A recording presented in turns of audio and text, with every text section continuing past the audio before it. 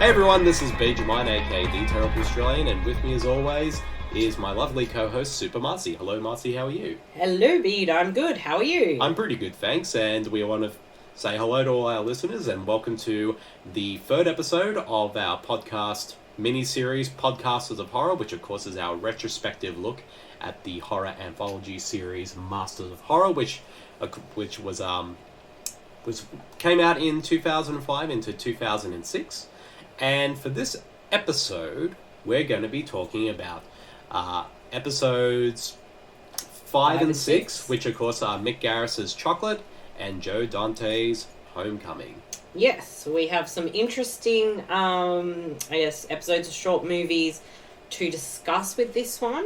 As it is with the series, I guess each sort of short movie is different than the other, but some of them do have a bit of similarity, so yeah, it's what makes for such an interesting anthology, because whereas say you have something like I'm trying to think of one of the old anthology series, it might have been like 2 20-minute things, like this one's like Tales of the Crypt. Yeah, that's the one I was trying to think of, whereas this is actual like a short horror movie of about an hour. But since Masters of Horror came out, we've had stuff like Black Mirror and a new Twilight Zone, so this kind of format, I think Masters of Horror really brought that out for something different and interesting, and that I think has really led to things like Black Mirror getting a lot of traction, where people kind of like that anthology thing with one story per episode, with well-known actors and stuff. And filmmakers as well, attaching themselves to the project. But I think with Masters of Horror, they got, especially for like us horror nerds, a lot of names that are well known to us, as well as some interesting actors in them, and I think that's not quite something like what Black Mirror does. It's more about, I think, the cast and that kind of tackles, and the writing as well. Yeah, and I think with Black Mirror kind of focuses on the technology aspects. Masters of Horror will tackle any fucking thing ever. Yeah, exactly. And it's also what I love about this series, and having done this podcast series so far, is watching each of these directors kind of showcasing what has made them a master of horror, and also kind of letting them also give them so much freedom to make whatever they want. And we've seen that quite a lot through the last 2 episodes, and for this one we'll definitely see even more so. Yeah. But we'll get right into it with episode 5, which of course is Chocolate. Oh, fine, you can call it murder. Doesn't matter. Just humor me, okay? Start from the beginning. Chocolate. I just kept tasting someone else's chocolate. How do you know it wasn't a dream? It wasn't a dream. No man ever loved a woman the way I loved her. It's happening. What's happening? Jimmy, what is it? You know these spells I've been having? Stop it! This isn't funny! Anything getting worse? Well, it's a woman. I can see what she sees. I hear what she hears. I can feel what she feels. Wally! What's the matter? I can't see! What are you doing? Out of millions of people, why you? You think I don't spend every minute thinking about that? No! Please, don't go! I just knew I had to find her. Well, what did you expect to do once you found her? I don't know. I loved her.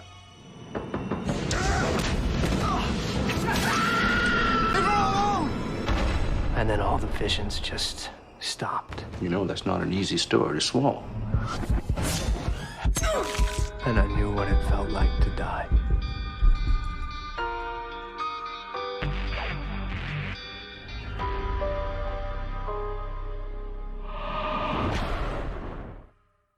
Which is directed and written by Mick Garris, who also wrote the short story that the episode is based on. And of course, Mick Garris being the creator of this whole series and executive producer, so this series wouldn't be happening if it wasn't because of him. And just a side note, if you can hear some noise, there is a server running. And there is also my little dog Freddie, who is with us because he doesn't want to leave my side. So he's kind of, I guess, the third host of the show. He might chime in with a bark every now and again. He might. We'll see. He wants to jump on my lap right now, so you might be able to hear him. Yep. But the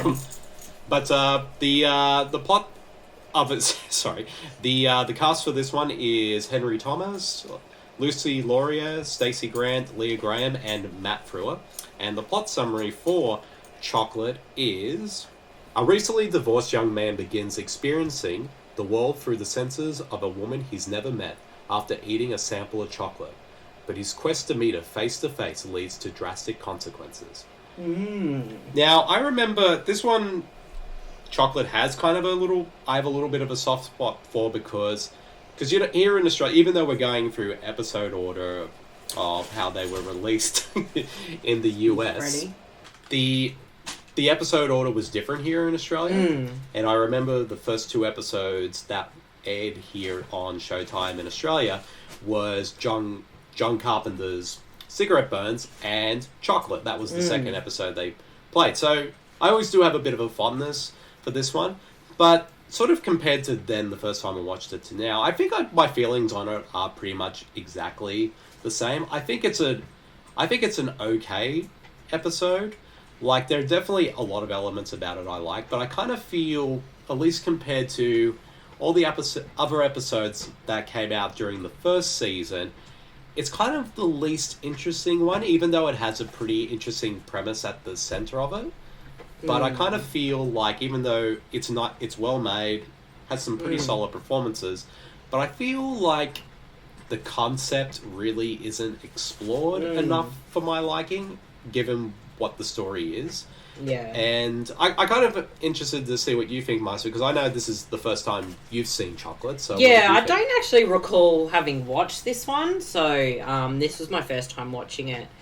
And yeah, I thought it was alright. It's a weird story, and some of the acting is a bit hokey at certain parts, but that's more as it pertains to some of the sexual elements and some of the when he kind of I don't know what the right word for it is. He sees things how this woman sees them and feels things how she feels them. Some of that's a bit funny because it looks like he's having a seizure or something.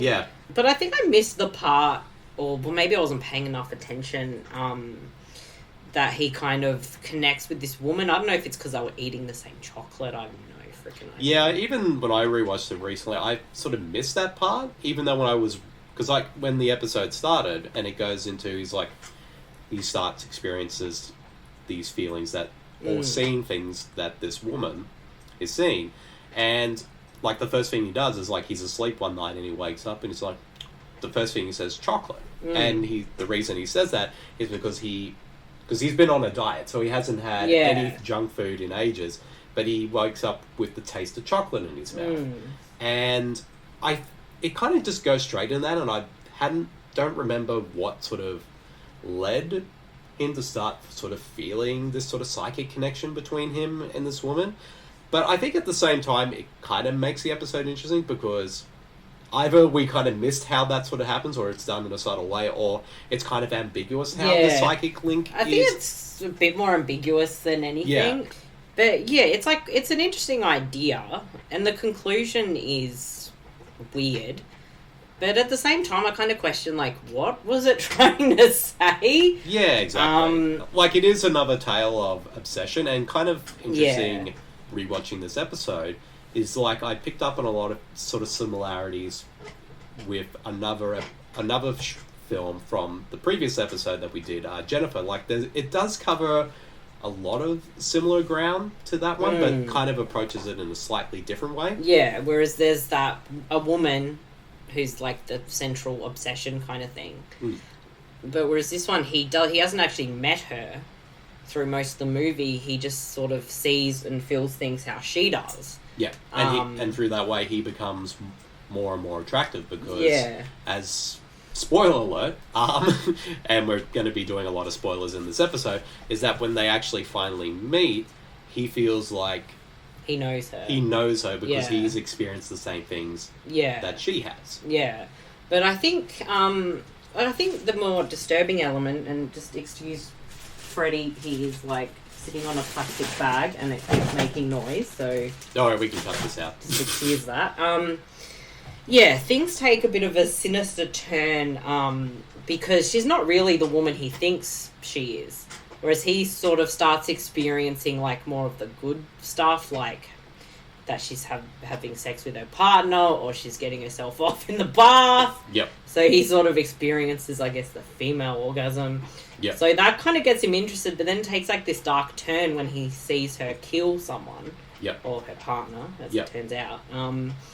But he still, even though despite this, he still needs to meet her, and he has this obsession with her, which kind of does hark back to Jennifer a little bit, whereas Jennifer is like this grotesque demon thing most of the time, but, you know, he still becomes obsessed with her anyway. Yeah. So that's kind of similar-ish in a way, where it kind of does have that obsessive element. Yep. But whether or not this is trying to sort of be a metaphor for something like stalking or unhealthy obsessions, it's really hard to tell as much as you try and think, because it almost does feel like it's trying to stalk someone. Yeah, in kind a of weird like way. a interesting kind of different take on stalking. Yeah. On the stalker genre. But I think, like I said, I think this episode, like we talked about the problems we had with Jennifer, I feel like this episode, or like how Mick Garris approaches that, a story of obsession and stuff like that, I feel like it's a bit more better handled here. Yeah. Or at least, but I think at the same time, I feel like in terms of the story and the sort of more thematic elements of it feels a little underdeveloped. Yeah. This is one I think, because we talked about in the previous films in this series, that we think, oh, this could easily be expanded into a feature. I feel like Chocolate kind of is more suited for the short format.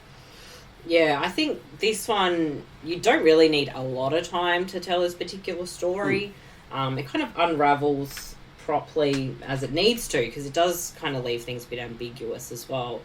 And when you get to the climax of it, she sort of thinks maybe he's like a stalker. I don't know if she quite believes his story. Yeah. Kind of lures him in with her sexuality, and obviously there's a confrontation and showdown, and he still sort of sees things through her eyes. Yep. And as he does, he shoots her and she dies. So he, not only does he experience all those good things, he experiences death. Yeah. So I think in that way that sort of changes him a bit. But it is a very weird sort of climax.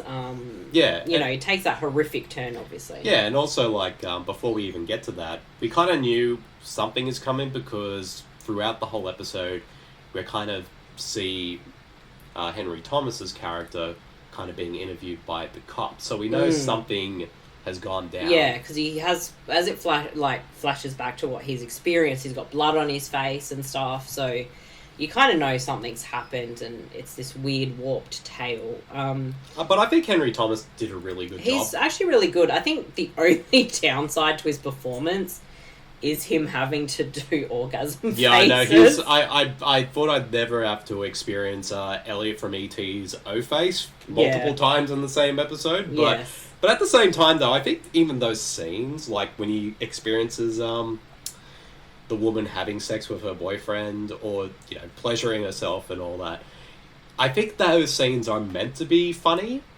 Especially, like, at one point, after one scene, he's, like, literally, like, goes, oh, shit. Yeah. So that's what it's like to be a woman. Yeah. Yes, and I Henry do Thomas like it that. is. I do find it funny, and this is one of my favourite little touches, that when he's like, wait, because he knows it's going to come. He, like, literally organises his own, like, dinner table with candles and all that, almost like he's about to go on this date. Yeah. And then it's like, that's when... that's during the self-pleasuring scene. And it's also even awkward because, like, he also meets a woman at the grocery shop, and then they go back and have sex, and then later on he goes through one of his, I guess, fits with the other. Well, it felt like a fit, really. Yeah, and then his ex-wife and their child come, and it's just awkward. We don't know what's going on. He's just writhering. I can't say the word, just he's in bed like... It's just really awkward. Yeah. But, I mean, it's not a bad episode. Like, it is watchable. Like, I think I just still, it's probably so far. I just feel like I said at the end of the day, it's an interesting concept, but I just feel like it's a little bit underdeveloped. Yeah. And I think it's worth watching just for Henry Thomas. But I will say this, I think Lucie Laurier, who plays the woman that he's psychically connected to, I thought she did a really solid job as well. And you can definitely see you can definitely see why he has that obsession, because she is gorgeous.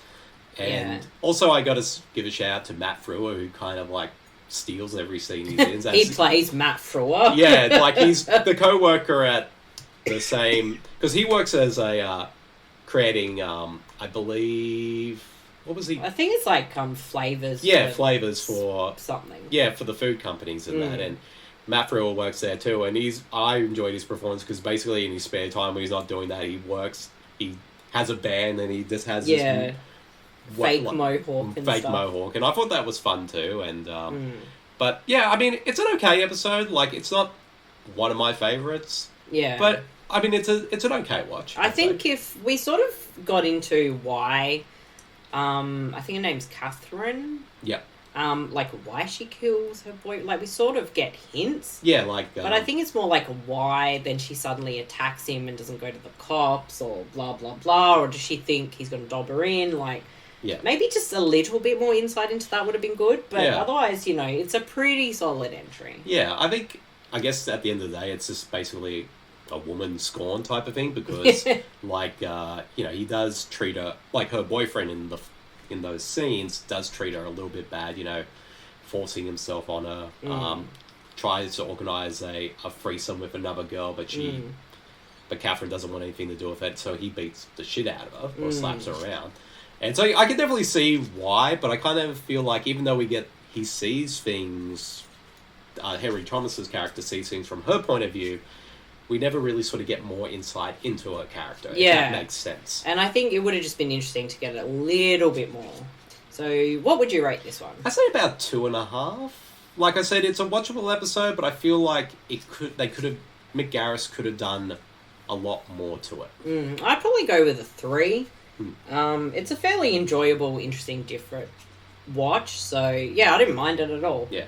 Actually, before we go into the next episode, I did have a good laugh where Henry Thomas's character, he's like in bed and he turns over and basically he grabs Stephen King's Desperation book. Oh. Because I think Desperation, Mick Garris actually adapted that as his next project after Masters of Horror. So I think that was 2006 or something. Yeah, 2006. So it's a bit of foreshadowing. And I think that has Steven Weber in it. I have seen Desperation. So, yeah. I've seen it too. It's been ages. It's been a while, yeah. But we'll talk about that in an upcoming episode of The King Zone, our other podcast on Stephen King movies. Yes, it will be there at some point. All right. So episode 6. Yep. Is Homecoming. I remember the night the whole world went to hell. There's someone out there. It was the night I first met Jane. It's one of them. I don't think so. It's one of them!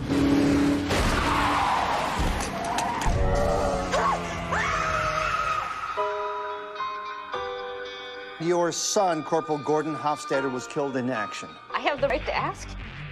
Why did my son die?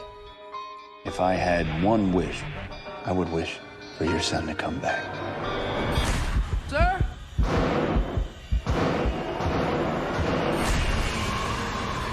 Stop! Please stop! How can a dead soldier get up? The thing is, you can't kill him.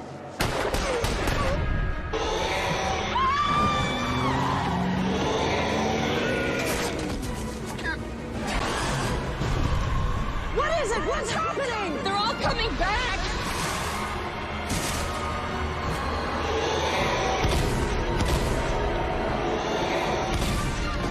Something wrong?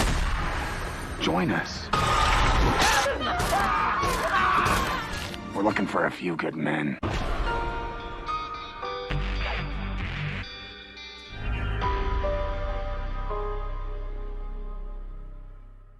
Directed by Joe Dante, who is well known for Piranha, Gremlins, you know. And the Howling as well. The Howling, so he's got some fun ones, he's got some scary ones, so he's quite well known in our circle. Yep. So Homecoming, short story by Dale Bailey, teleplay by Sam Hamm, nice name. So this one is a political satire,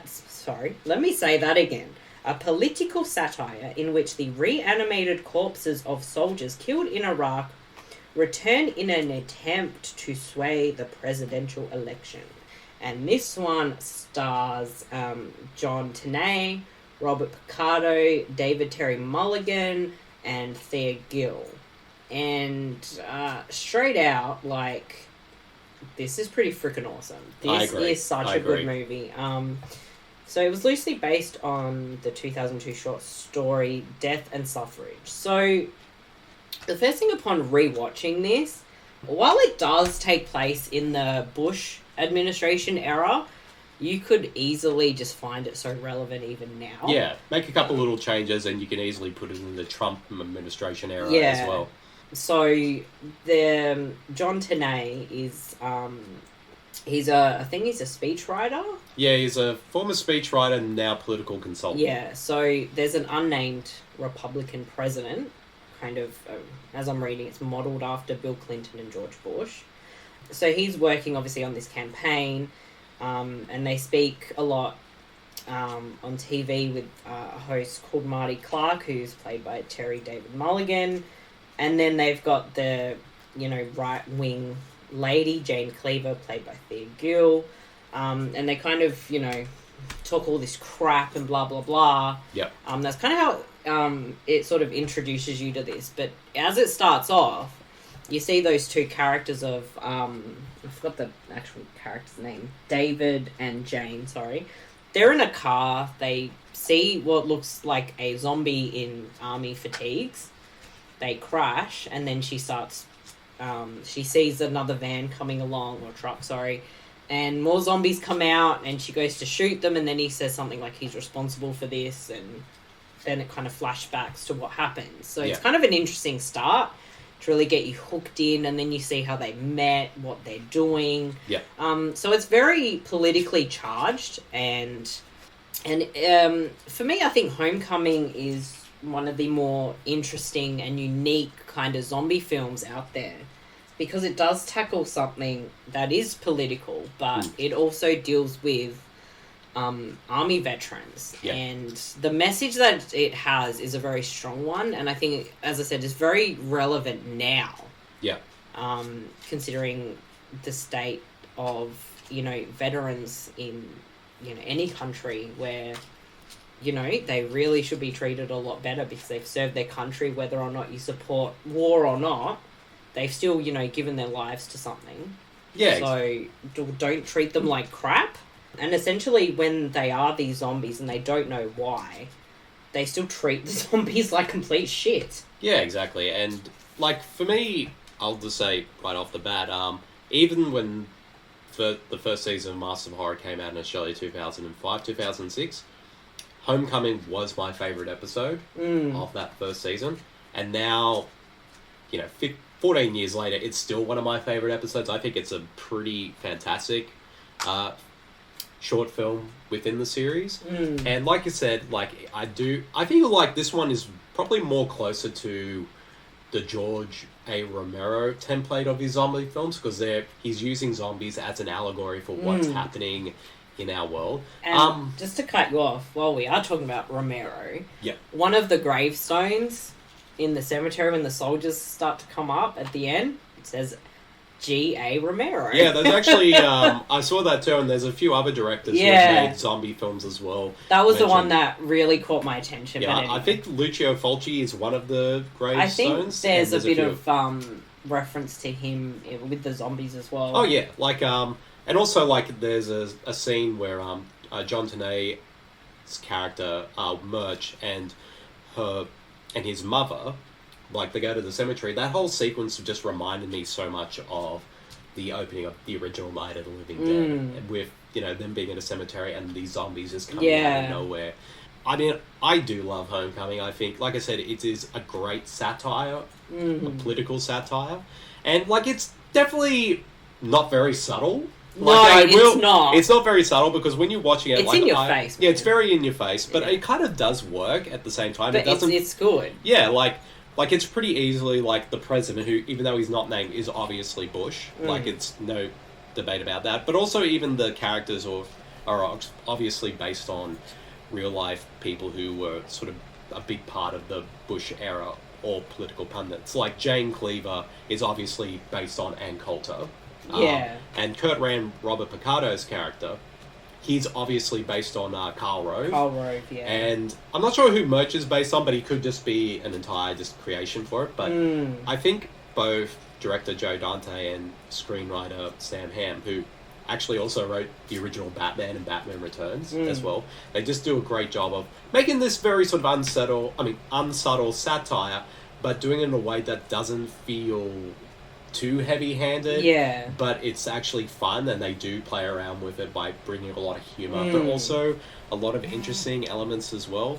And like you said, what I think this film really works is that it's also about the soldiers. Like even though you got the Republican side who say, you know, these soldiers, they've done so much for this country, they should have a voice. But when they find out that they're there to kind of sway the election to stop the war, even though it's obviously the Iraq War, they're like dead set them. We don't want them to vote and stuff like that. And it's at the same time, it's interesting how in this day and age, it's like, you know, you got all these great men who are out there fighting for their country, but yet, and you got all, you know, these politicians saying these are great men, they should deserve our respect, but yet when they're not doing the thing that they want them to do, they show them so much disrespect. Yeah, they don't want them to be heard, basically. Yeah, and even like Birch's character says, like, I think Robert Picardo's character says, "Oh, how should we treat, you know, these zombie veterans?" And Birch pretty much says, "Well, why don't we just do them like we do with alive veterans? Just ignore them." Yeah, pretty much. Like, it makes you think a lot, and you know, you just realise how poorly veterans do get treated. So I think it's a really, like, you know, it's a must-watch film, but there's so many, like, really interesting elements to it. How they want to sway this election, use the veteran zombies, but because they're not voting the way they want them to, they're pretty much rigging this election and, you know, doing things behind the scenes. And I kind of find it funny how they're like, oh, but we don't know where Florida's swinging because of all the controversy previously with Florida. But, you know, it's still, as I said, it's still relevant now because you look at the climate of the world we're in now. Yeah. Nothing's really changed, really. Yeah, and it's kind of a shame, really. And even some of those, you know, political pundits that some of the characters are based on are still out there now. Yeah. Like, I think for me, my favourite performance out of the whole episode is Thea Gill as Jane Cleaver. She really tackles that character with so much gusto that she just steals every scene she's in. Yeah. And she's both hilarious and also kind of frightening as a character as well. And you kind of want to hit her. Exactly. And for some reason, she's also in the BDSM as well. Yeah, there's a weird BDSM scene, and I'm like, what the fuck is it? I don't know. But anyway, but there's definitely sort of an interesting backstory to Jon Tenney's character. Yeah. Who I quite like as an actor, and I think he's pretty good in this. Where he sort of, he says that his older brother died in Vietnam. Yeah. But as we found out, his brother was, you know, I'm guessing he came back from Vietnam a damaged man. Yeah. And he plans to kill himself, or he's thinking about it.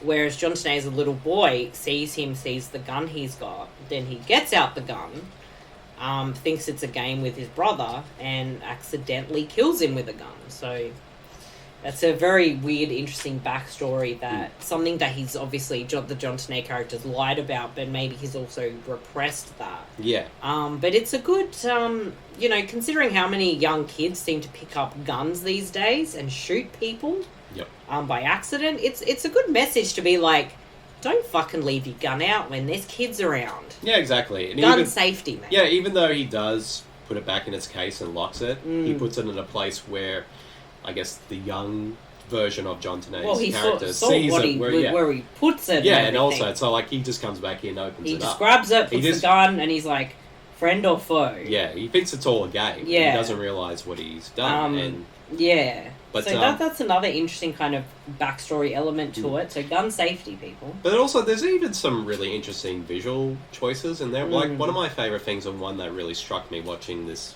film again, was, like, in the scene when the zombies actually start coming back. Because we're in this big sort of hangar where all the coffins, they got the American flag draped over them, and then they start moving, and then the zombies will get up and they got the flag over them, and then eventually the flag falls down and you see this side, this undead visage, and it's a very powerful kind of visual, and Joe Dante just does a really good job with that. And I do like when we talked about Dance of the Dead in the previous episode, like, it's a zombie film, but it tackles them in an interesting way. These aren't zombies who want to kill people or even eat people. They just want to vote, and because they went to this war. Yeah, they feel like their voice needs to be heard. Yeah, because they went for this for a cause and realised that it was all a lie, and it's like, we don't want more of us to come back. And there's actually a really good touching scene where one of the zombie soldiers goes into, I think it's like a diner. Yeah. And the two diner owners actually go to look after him and say, look, our son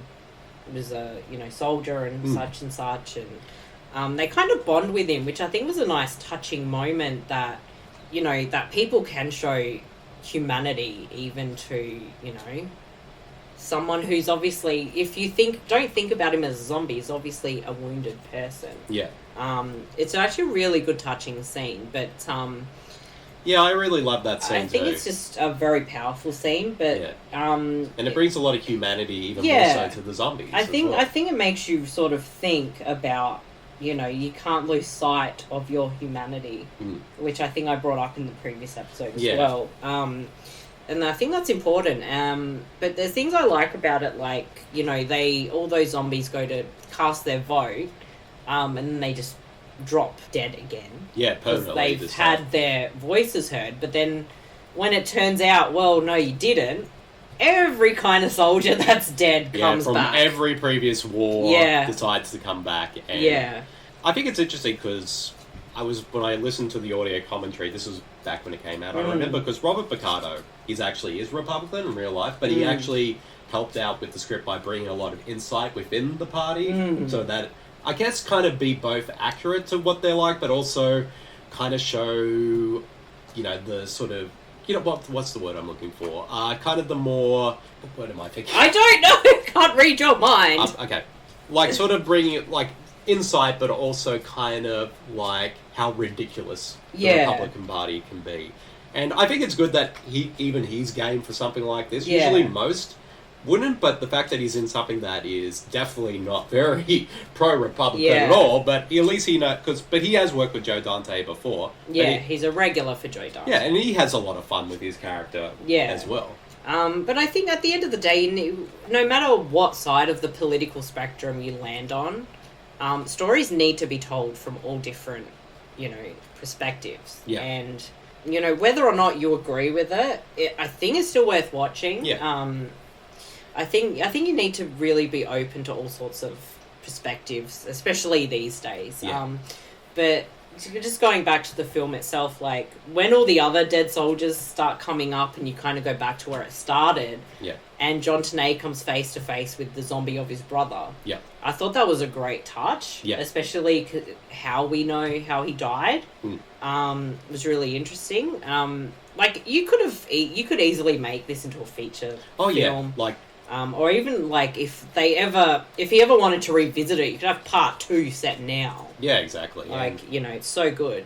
Yeah, and it's, like I said, it's just really interesting. And I guess, I don't know if we ever mentioned it, like, the reason why the zombies come back, because early in the movie, as he's on sort of like a political talk show, he sort of talks to this mother of a soldier who died, because I was following a lot of American politics at the time, and clearly that mother was based on Cindy Sheehan, the anti-war activist, because she became one after her son was killed during the Iraq War.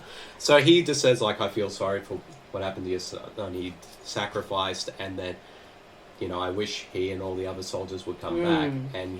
But he also says, like, I know what he would say when he would come back, and she's about to say, like, oh, you don't really know my son, and then she gets cut off. And it kind of, again, shows that sort of disrespect for people like that, but also at the same time, it's like, we don't know like what these soldiers think. Like you can still be a soldier in the army and still have your own, even if you don't agree what's going on, because you're going off to fight in a war. And I think it's interesting kind of showing that's the type of side, at least sort of the hypocrisy sometimes it can be with political groups. And I think one of the more understated elements, and it's open to interpretation in the real world, and you can think it's a conspiracy or not, but with politics, there's always other people pulling the strings. Yeah. And that's what they do in this movie, and I think that's a very interesting part, because I know a lot of people obviously have conspiracies about it and whatnot, and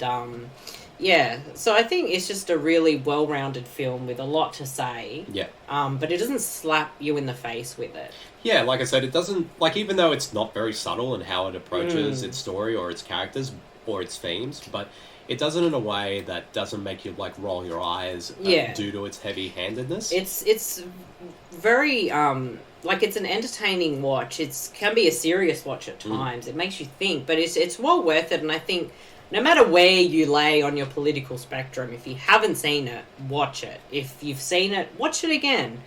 I think it brings more insight into how things are now. Yeah. Upon a rewatch, which I think just makes it even more intriguing.